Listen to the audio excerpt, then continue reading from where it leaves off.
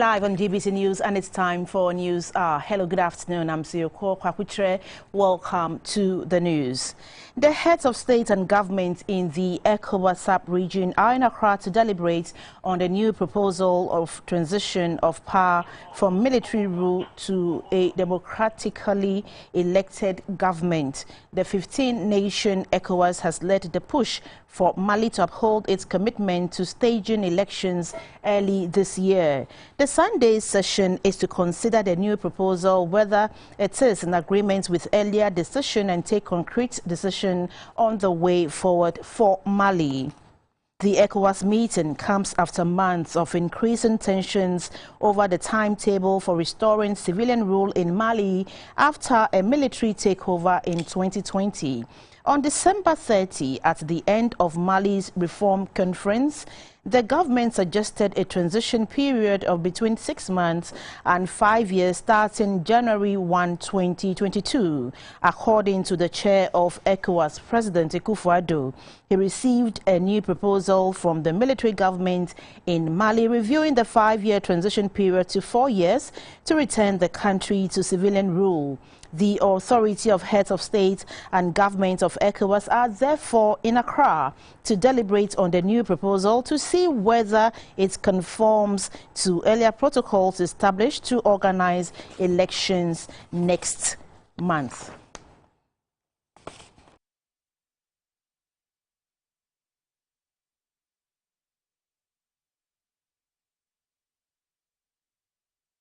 Our presidential correspondent, Ivan Amponsa, is there at the summit, and he joins us via phone line to tell us more. Good afternoon, Ivan. Hello, good afternoon, Ivan. We're trying to establish contact with our presidential correspondent, Ivan Amponsa, to tell us more about the ECOWAS summit taking place in Accra. Hello, good afternoon, Ivan. Well, we'll try to get through and he will tell us what is going on there. You're still watching News Hour live on GBC News. The President, Nana Akufo-Addo, has directed the Ghana Revenue Authority, GRA, to suspend the planned implementation of the reversal of the benchmark value discounts introduced to cushion Ghanaians against price hikes.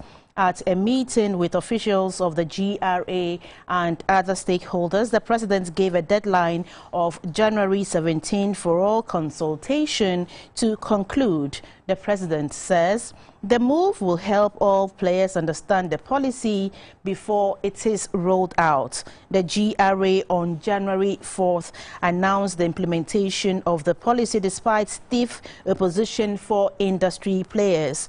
The President of the Ghana Union of Traders Association, GUTA, Dr. Joseph Obin, has joined us on the phone lines to tell us more. Good afternoon, Doc.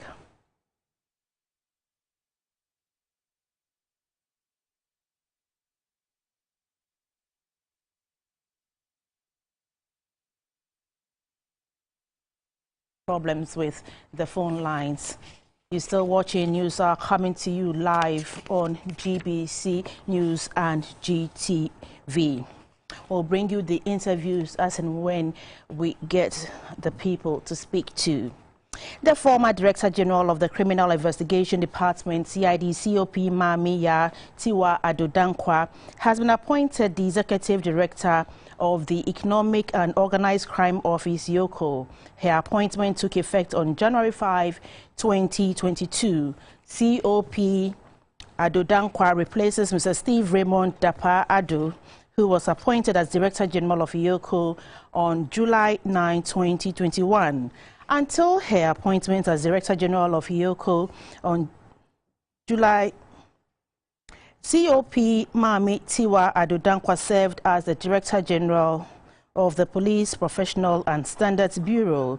COP Adodankwa was recruited into the Ghana Police Service in 1990 and is noted for being the first woman commandant of the Ghana Police Command and Staff College located in Winneba. She has also served as the administrator at the police hospital and headed the commercial crime unit at the CID.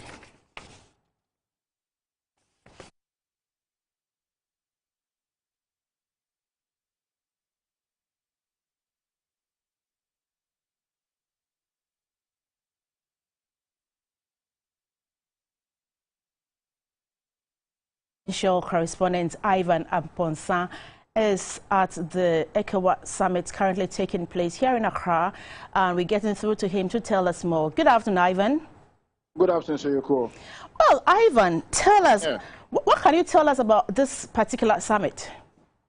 Okay, first of all, I want to say that this summit is an emergency summit. According to the head of Ecowas, that's Nana Akufo, that's President of Ghana, he received a proposal on the 30th of December from the military-led government in Mali, proposing a transition period of 6 months to 5 years to hand over power to a civilian rule. And according to him, they called for a meeting, emergency meeting, and they ordered them to stick to the earlier proposal of organizing an election in February next month. According to the president, he received a new proposal where the military-led government reviewed the period of the transition from 6 months to 4 years. So that he had to call for an emergency meeting for them to meet to discuss this proposal and to see whether it will help to return Mali to a democratic rule and ensure that there is peace in Mali. So the heads of ECOWAS states are in Accra to discuss this new proposal submitted by the leader of the transition team, that is Colonel Assimi Goita, for them to decide whether this new proposal conforms to the measures and the earlier protocols agreed with Mali to return the country to a civilian rule. So they are now in a closed session. They are discussing these proposals, and we are waiting for the communique that will come out of this closed session. So Yoko, that's what I can tell you at the moment. But the key thing here is that the Malian military-led government has proposed a 6 months to 4 years transition period to hand over power to a civilian government in Mali. So, Ivan, can you tell us, all the West African leaders present for this summit? Yeah, a lot of them are here. Those who could not come sent a delegation, but a lot of the leaders are here and they are discussing this proposal. Mali has become a thorn on ECOWAS. Guinea, Mali has become a serious issue for ECOWAS. It's calling to the credibility of the entire sub-region. So according to the leaders of ECOWAS, they must find a solution to the Malian problem and the Guinean problem. Once they are able to solve this problem, they will stem the tide of military coups taking place in the sub-region. So the fear is that if they fail to stop or to find a solution to the Malian problem and the Guinean problem, it will give rise to other countries to follow suit, that's staging military coup. So for ECOWAS, Mali and Guinea is a big issue, and they are attaching all the seriousness to it to make sure that they find a lasting solution by bringing Mali and Guinea to a civilian government or bringing them to a democratic rule. Yeah, you said earlier that the press is waiting for a communique. Is that to suggest that it's just a day's summit? Yeah, it's just a day's summit. It will end today, so we are just waiting to see what will come out of it. Just a day. As I said, it's an emergency meeting. As the proposal, the new proposal of 6 months to 4 years came in just 7th of January, just like 2 days ago. So this meeting is an emergency meeting to discuss that new proposal. So it's just a day meeting, and we are just hoping that they will come out with a proposal. According to the stories we are hearing, it's likely they will impose further sanctions on Mali to force them to stick to the earlier proposal of returning the country to a democratic rule next month. So that is what we are hearing, but we cannot confirm that. We are just waiting to see what will come out of that communique from the heads of ECOWAS. All right, then, so let's leave it here and wait for the communique. And as and when the communique is presented to you, we'll call you so that you give us what there is in the communique. And our presidential correspondent, Iva and Ponsan, sitting in for the ECOWAS Extraordinary Summit being held here in Accra to discuss issues, political issues in Mali. The chiefs and people of Buenim in the Setre South District of the Ashanti region are on a mission to develop the area. For this, the Buenim Sub-Traditional Council has organized a fundraiser for some community-initiated projects. They include an ultra-modern community center, a library, and an ICT center. Under the auspices of the Buenim Sub-Traditional Council, the fundraiser event brought together citizens of Buenim, both home and abroad, to contribute their quota towards the development of the community. The chiefs and elders of Buenim earmarked an estimated 1.2 million cedis for the construction of a community center, a library, and an ICT center. The center projects are expected to support basic education, reduce gender disparity in education, and increase adult literacy. The secretary of the Buenim Development Planning Committee and Sompahini of Buenim, Nana Ijakun Kwajan, commended the citizens for their continued support towards giving the community a facelift. The Continue of Buenim, Nana Amofa Anochi, called on Buenim citizens residents outside Ghana to pool resources to undertake more projects for the development of the community. The Obuasi Municipal Police Commander, DSP Martin Asenso, donated 20,000 Ghana cedis to support the project.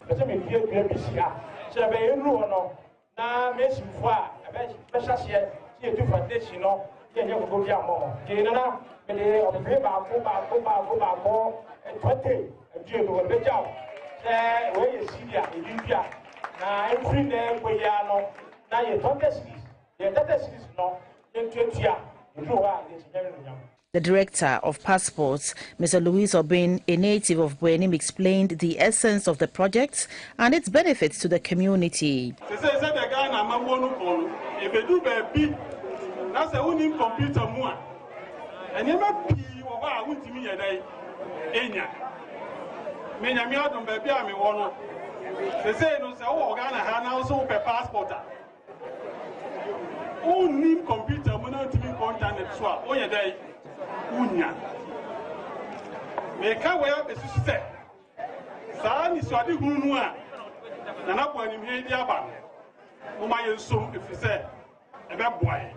The headmaster of Kofi J Senior High School, Mr. Benizo Ofosu-Abuaji, commended the chiefs and elders for their foresight to undertake community-initiated projects.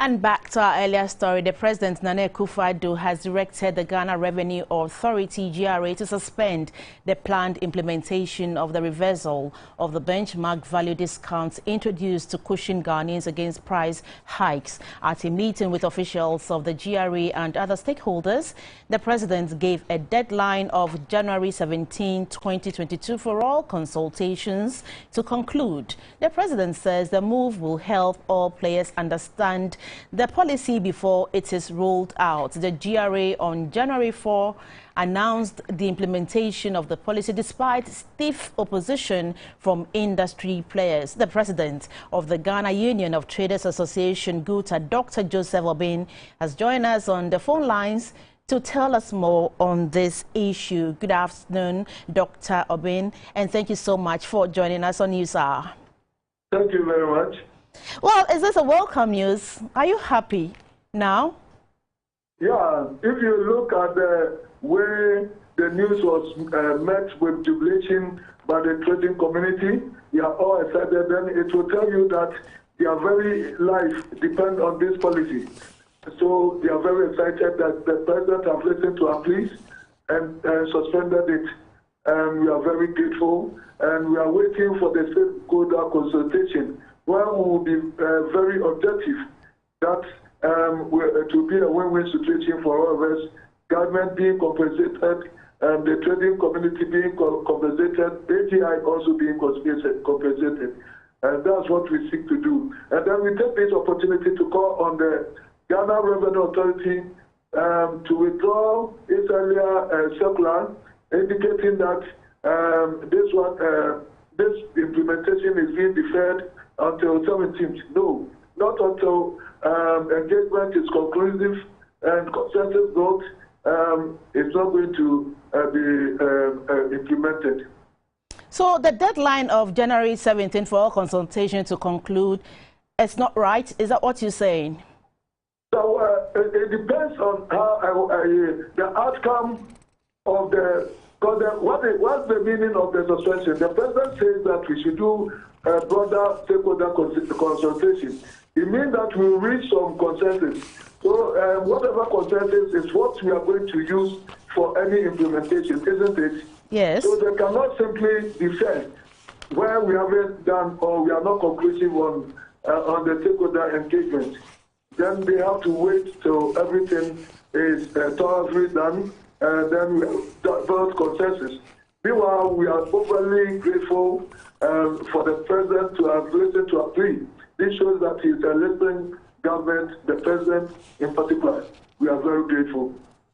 AGI is urging that imports that compete with locally manufactured products must be exempted from the benchmark value discount as part of a cushion for local products. Do you believe it is a fair deal?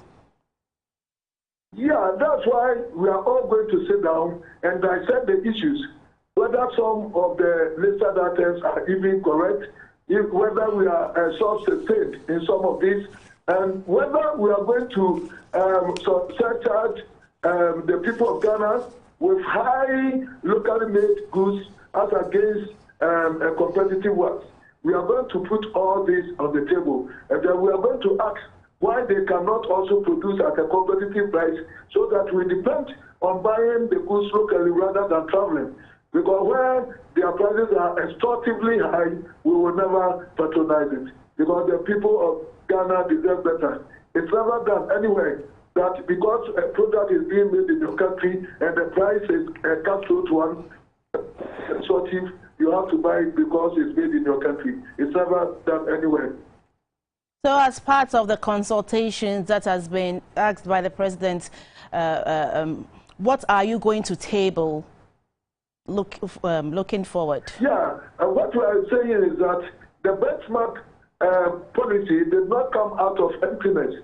It came out because there was a problem, and a major problem. The fact that import duties were so high, extremely high, the highest even among the world. So the president, the government understood, Council of State understood, and then even customs and all that, we put the figures down, and we all admitted that indeed the duties that we are paying were so high. The situation that brought that is so persistent. It doesn't change, and even now it has gone up because of the effect of the COVID. I hope you understand. Yes. Where commodity prices have gone up, freight charges have gone up, the levies and charges at the port here in Ghana keep increasing, going up, and shipping lines fees going up. They are even illegal, but they are being allowed to be charged.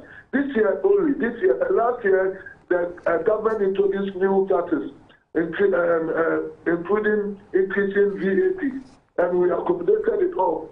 But now we are saying that we can't accept any additional layer of cost to doing business. Otherwise, businesses will collapse.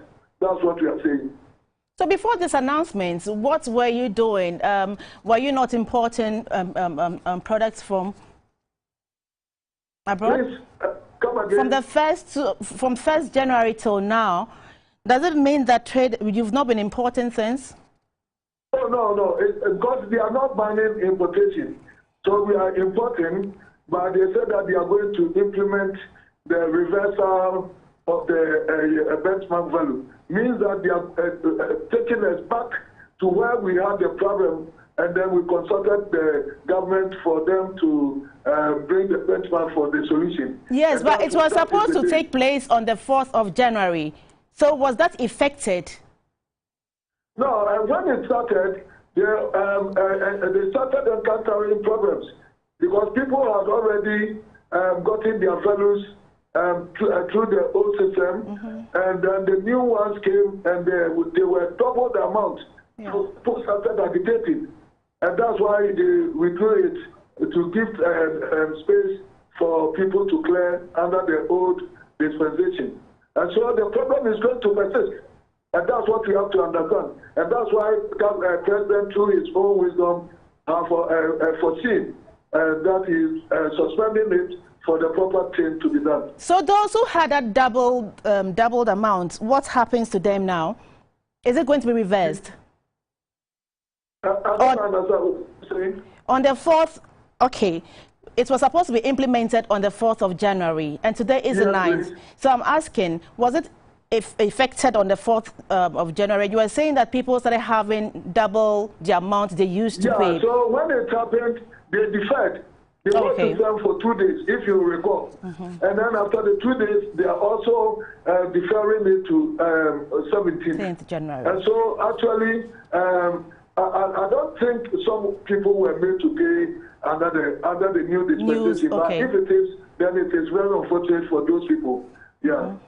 All right, so finally, the benchmark value, which is the amount taxable on imports, was reduced by 50% for some goods, and the import value for cars was also reduced by 30%. GUTA opposed government's plan to reverse these discounts. Will GUTA agree to a reduction in the percentage of discounts?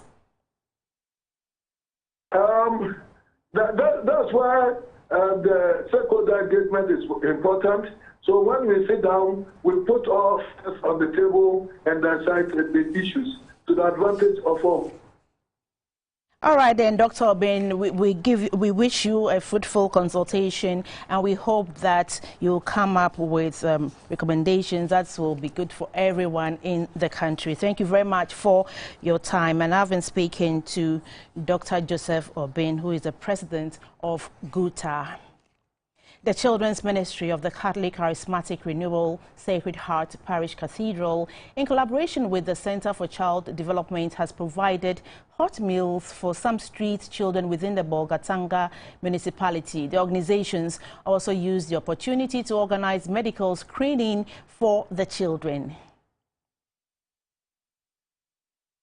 Street begging in the Bolgatanga township, the regional capital of the Upper East region, has become a worry as children as young as 7 years are seen on most of the roads begging for alms from whomever may give. Most of the children who are not able to speak any local language or English are said to have come from Niger and are found in groups on various sections of the roads.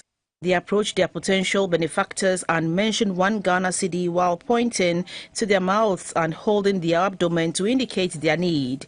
Unlike in the past, where some Ghanaian children used to help people with disabilities, mostly visually impaired individuals, to beg, the Nigerian children seem to have taken over the street begging business while being supervised by their relatives, who are usually seen sitting under the traffic lights poles. To cater for the nutrition and health needs of these street children, the Children's Ministry of the Catholic Charismatic Renewal Sacred Heart Parish and the Center for Child Development have therefore organized a feeding and medical screening program for them. The project manager at the Center for Child Development, Mr. Felix Frederick Amenga Etigo, noted that while providing for some of the needs of these children, the less privileged mothers or women on the streets are catered for as well. An attempt to meet the basic needs and to get the root causes why these children are on the street. So if we discover that you are connected to a vulnerable adult, then we do a holistic approach so that the needs of the adult will be met to some extent through the child. The coordinator for the Catholic Charismatic Renewal at the Sacred Heart Parish, Mr. Jacob Al-Hassan, believes the initiative has a tendency to reduce the surge in armed robbery in the municipality. The reason why we have this armed robbery everywhere is they feel neglected. They feel like nobody cares about us. When they were growing, they never received any care or love from anybody. So they feel like we are treating them like animals. You know, the children here, the street children, they are more than our own children that are here performing. That is a good number. And when they grow, in their mind that, oh, nobody care for us. See people going to school, private school, all that. We have not been to school and nobody care about us. You know, they will not have human feeling. The chairman of Aid La Vulnerabilité, Mr. Charles Luanga Mwadiyem, mentioned that some of the conditions the beneficiaries were screened included general health, malaria, weight, blood sugar, BP, as well as eye, ear, nose, and throat checkups.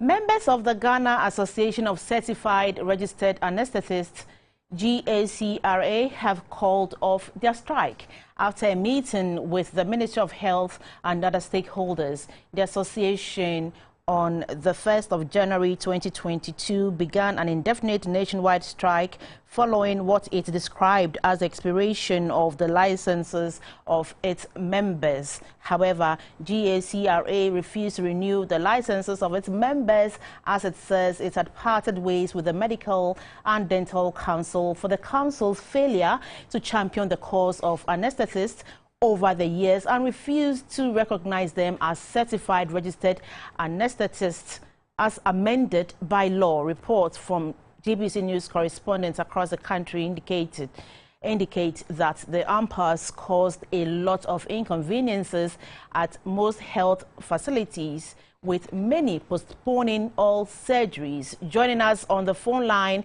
is the Public Relations Officer for GACRA, Mr. Seth McAndor, to tell us whether members have indeed resumed work or not. Good afternoon, sir, and thank you very much for joining us on News Hour. Good afternoon, madam, and thank you very much for having me. So, is it true that you've resumed work? That is correct, ma'am. When did you resume work? That was on Thursday. Yes, on Thursday, that was 7th of December, 7th January this year. Okay, so you resumed work on the 7th of January, but you went on strike, indefinite strike, because according to you, your licenses expired on 31st December. Have these licenses been renewed for you? Yeah, okay. Well, so extension of our license was one of those things that we were asking for. We wanted the ministry to do that on behalf of the Medical and Dental Council, who we believe were not up to the task, who we believe were not had failed to champion our cause. So we wanted the ministry to, take that part of responsibility. And then after our deliberations and everything, had the ministries on the seat of this month. In fact, the extension was somewhat given us. So for now, members are registering, but we still have the extension as we actually asked for. So now you're asking for extension. So can we still say that you are still recognized as physician assistant anesthetist and not registered, certified registered anesthetist? Okay, as part of the resolution that happened, or as part of the agreement we had on the table, was that Medical and Dental Council, from that moment on, we're going to call us and then certificate us as the law stipulates, that is certified registered anesthetist. And then they made some concessions that they had issues and all that, but then from that point on, they're going to amend whatever they had to amend, and then do whatever they want to do to make sure we are known and called by the name that is certified registered anesthetist. So now we are no longer PAs as they refer to us. We are certified registered anesthetists. So what is the extension period? Right. Basically, the registration is supposed to end somewhere around 31st December, but then they have extended to 31st January 2002. So we still have more time to register for our members to, have the license to practice. So your members registering now, are the numbers encouraging, or it's kind of a lukewarm attitude? Yeah, I would say it's a mixture of both, but we are still encouraging them because of the good faith we have in the task force that we set when we met the minister and the other stakeholders. So we're trying to encourage the members to, do the registration so that the task force will have its way, to do what we want to do, because the task force was actually given a time limit of about 6 months to finish with all our issues. So we are actually in the process of encouraging all our members to make sure we do not put any legal impediment in the way of the task force, so that, whatever they have to do will run smoothly. So finally, what is the way forward after the 31st January 2022 registration deadline? Yeah, ultimately, we want to have our own council, and we believe by the 31st January 2022, almost every member will be registered and will have the license to practice. But then we are hoping at the end of the 6 months, and then let's say by the end of the year 2022, we should be having our own council. Then we will be out of the medical and dental council by then.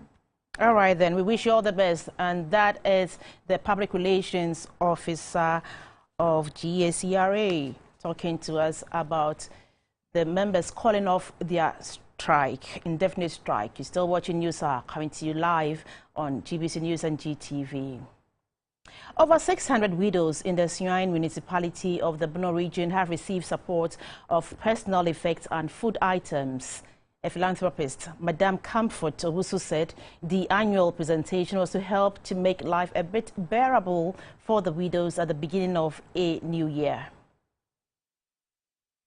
600 widows who turned out for the annual presentation were from established groups of widows in Sunyani and its suburbs, such as New Doma, Kotokro, Manchra in Sunyani West, all in the Bono Ahafo region. The gathering took the form of a church service. After worshipping and praising God for ushering them safely into 2022, after a turbulent 2021, the widows were presented with wax prints and bags of rice. A philanthropist, Madame Comfort Owusu, who is also the founder of God Can Foundation, said through the foundation and for the past 8 years, she has helped some widows both materially and spiritually to be strong in God and desist from immoral acts that could jeopardize their own lives and the future of their children.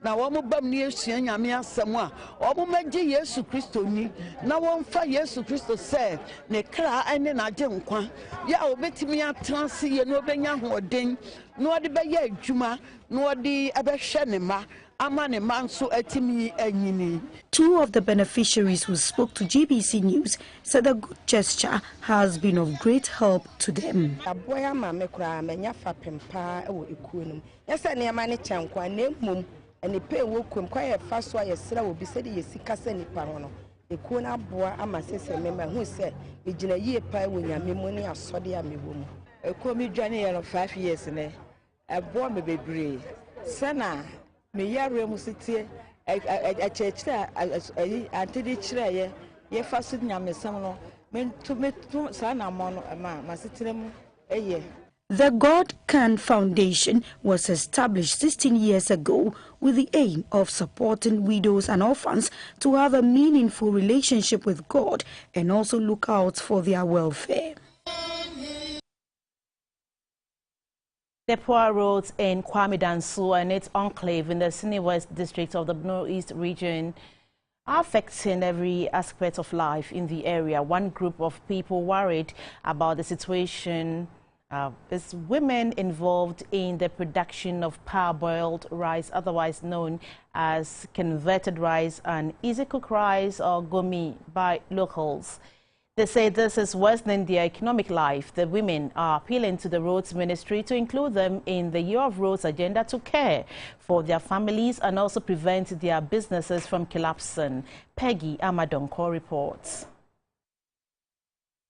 It is the preoccupation of most women in Kwame Danso in the Sene West district of the Bono East region, producing parboiled rice. The town is one of the rice hubs of the region and has a mailing center built by Ghana's first president, Osajefo Dr. Kwame Nkrumah. Today, the center no longer operates, but women use it in the drying process of their rice. Parboiled rice, also known as converted rice and easy cook rice, is partly boiled rice in the hacks. Parboiling goes through 3 basic steps: soaking, steaming, and drying. These steps make the rice easier to process by hand, whilst also boosting its nutritional profile, changing its texture, and making it more resistant to weevils. It is a treatment practiced in many parts of the world, including Ghana. In Kwame Danso, after cultivation, harvesting and producing, getting to the market centers is a hurdle due to the road network. The 31-kilometer Kwame Danso road has not been in the best of shapes for some years now. This situation is collapsing the business of the women.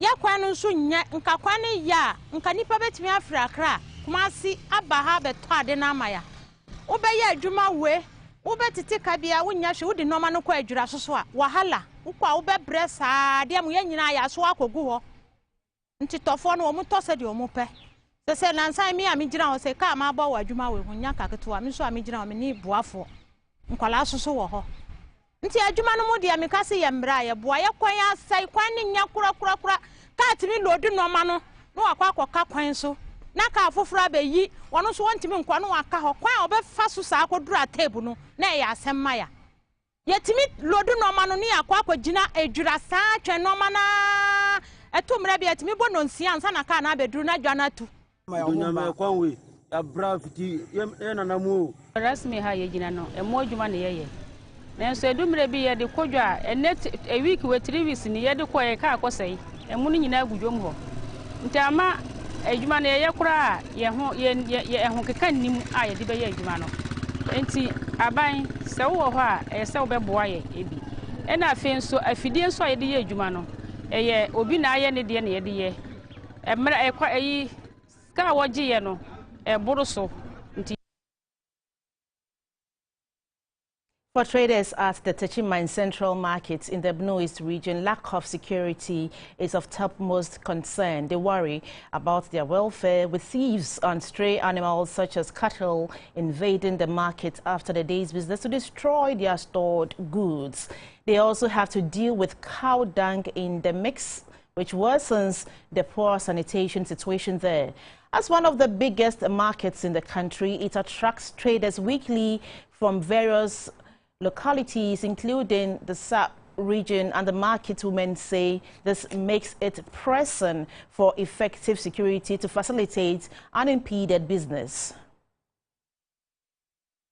Techima Market is one of the ancient markets in West Africa, the biggest and oldest in Ghana, and the largest in the Bono East region. On any day, it is an ordinary trading center until the stalls get set for market activities on Wednesday. With all the clamor, it is full of life and actively in session until Friday night. It is an open market for all kinds of quality and affordable foodstuffs to electronics, building materials, animal products, second-hand clothing, and more. It attracts traders and merchants from all parts of the country and beyond who bring products from as far as Mauritania. Techima Central Market is best described as a magnet for food in the country.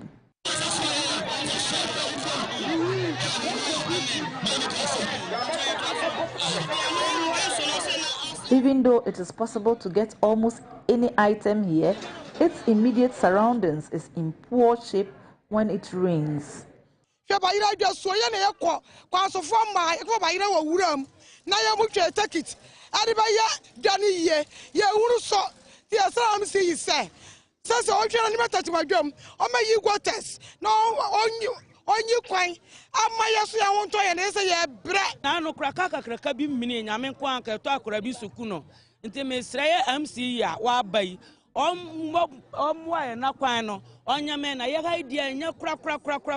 Dani ni bambo bia odwawe mu. We nyama yira yira.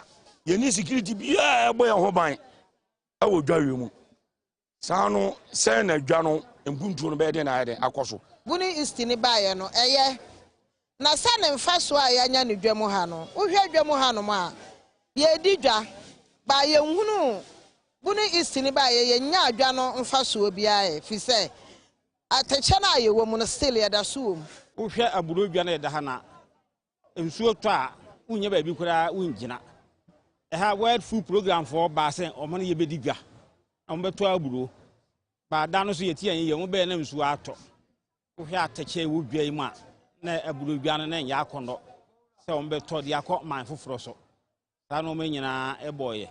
As a one-stop market with relatively cheap goods, the market is saddled with choked gutters, poor lighting systems, and unauthorized placement of containers, meaning it has no access in the event of an emergency. When you get to Techima market, very big market, we have only one fire hydrant in the market. So, and the market is so huge. So in case of fire, even maybe at the area of the fire, to even move from that place to where the hydrant is located, cars might have occupied the whole place. And that is a hindrance or a challenge to our operations. On typical market days, it is not uncommon to find people busily creating value from one another in the congested market. Assassin shot. Ntikase edu ba bi kola oba ye kora so aka agina nimu ye nto. Ye problem kase pa kasa kase wodwom ha no. Hayen papa. Tike ye problem kase pa an senke ye nya. Asase bi wo ba bi sen ko be ma sa kasa kase no akwa pack ho a The Chimay market is congested. The worst part of it is even the fire outbreak. I had a discussion with the former MC to create staging areas, where we can phase out the transportation phases. We can put them in phases so that they come to the staging area as and when they are needed. It's right for a modern supermarket. That should be one of the plans that I think we should look at. If all these plans materialize, then very soon the Techima market will be turned into a modern supermarket. But when this will be, only time will tell. Peggy Amadonko, GBC News, Techima. This is News Hour coming to you live on GBC News and GTV. We're taking a short break. We'll be back with the international news.